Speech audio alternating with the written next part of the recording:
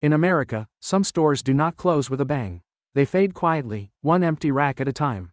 The lights stay on, but the life inside feels gone. For Gen X, this kind of clothing store once meant freedom. It was where they tried on denim, leather, work shirts, and new versions of themselves. Before online shopping, before influencers, before every outfit became content, the mall was their stage. A jacket could say you were rebellious. A pair of jeans could say you belonged. But now, many of those places sit quiet. The signs are faded, the dressing rooms are empty. The clearance racks feel like the last chapter of a story nobody finished. This is not just a story about fashion. It is a story about a generation that was raised in malls, then slowly erased from them. Gen X did not disappear.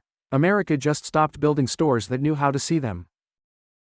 To understand this empty store, we have to understand General X. They were born between the mid-1960s and the start of the 1980s. They grew up after the post-war boom, but before the internet took over. Many came home to quiet houses, working parents, and television in the background.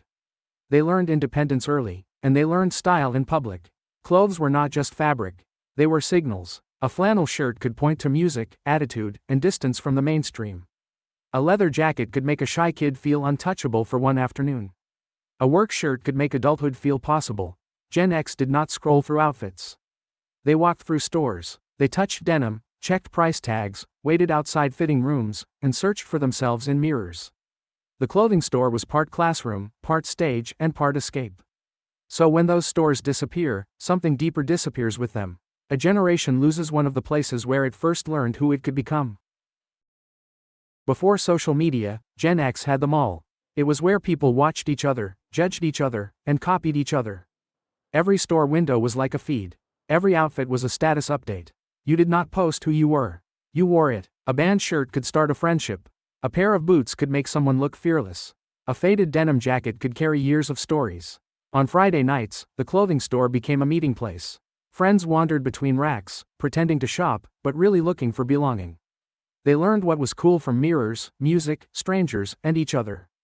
There were no likes, no comments, and no algorithm. But there was pressure, there was performance, and there was the quiet hope that the right jacket might change how the world saw you. Then, slowly, the stores began to disappear. Not all at once. First, one wing of the mall grew quiet. Then a familiar clothing store closed its gates. Then another became a discount space. Then another became nothing at all. People called it retail decline. But for Gen X, it felt more personal than that. These were not just places to buy shirts and jeans.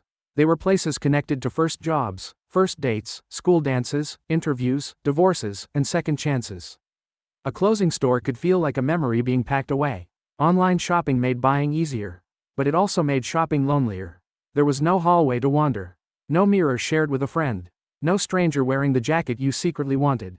The store disappeared, and so did the public space around it. What vanished was not only retail. What vanished was a piece of everyday American life. Today, Gen X walks into a different fashion world. The clothes are everywhere, but the message feels unclear. One side of the store looks too young. The other side looks too old. In the middle, Gen X is left guessing. They are not trying to dress like teenagers. But they are not ready to disappear into beige comfort, either. They want clothes that fit real bodies, real jobs, and real lives. They want style without looking desperate. They want comfort without looking defeated. But modern fashion often talks past them. It chases youth, trends, viral moments, and perfect online images. Gen X does not always want a trend. Sometimes, they just want a jacket that still makes them feel alive. A pair of jeans that understands their body. A store that does not make them feel invisible. The problem is not that Gen X stopped caring about style. The problem is that style stopped speaking to them. The strange thing is, Gen X is not powerless. They work, they spend, they support families, pay mortgages, care for parents, and still keep the economy moving. But in fashion, attention often goes somewhere else.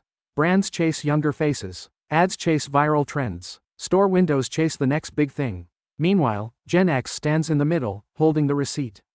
They are old enough to remember what stores used to mean. But they are young enough to still want style, confidence, and choice. This is the hidden contradiction.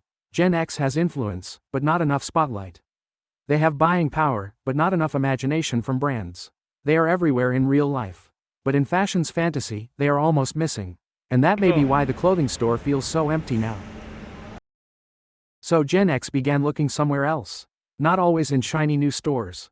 Sometimes, they found themselves in thrift shops, resale racks, outlet corners, and old closets. These places did not promise perfection. They promised possibility. A worn jacket could still have life in it. A used pair of jeans could feel more honest than a trend. A simple shirt could say more than a loud logo. For many Gen X shoppers, this is quiet practicality. It is not about giving up. It is about choosing what lasts. Clothes that work for school pickup, office meetings, grocery runs, and aging parents. Clothes that do not beg for attention, but still carry personality. Maybe the future of Gen X fashion is not louder. Maybe it is smarter, more durable, more personal, more connected to real life than to the next viral moment. Then comes the quietest moment in the store. The fitting room. A Gen X shopper steps inside with 3 shirts and one old hope. They close the door, they face the mirror, and for a second, they do not know who is looking back. One shirt feels too young. Another feels too tired. The third almost works, but not enough. This is when clothing becomes more than clothing. It becomes a question. Am I still stylish? Am I getting old? Am I allowed to want to look good? Outside, the store keeps playing soft music. Inside, someone is quietly measuring a life. Not by age, not by size, but by the distance between who they were, who they are, and who the world still lets them be. So this is not only nostalgia. It is a warning. When a generation loses its stores, it can also lose its reflection. Gen X is still here. Still working, still caring for families, still paying bills, still trying to stay healthy, useful, and seen. But too often, modern America looks past them. The closing clothing store is only one sign. Behind it is a bigger question. What happens when a country forgets the people in the middle? Not young enough to be marketed as the future. Not old enough to be treated as the past.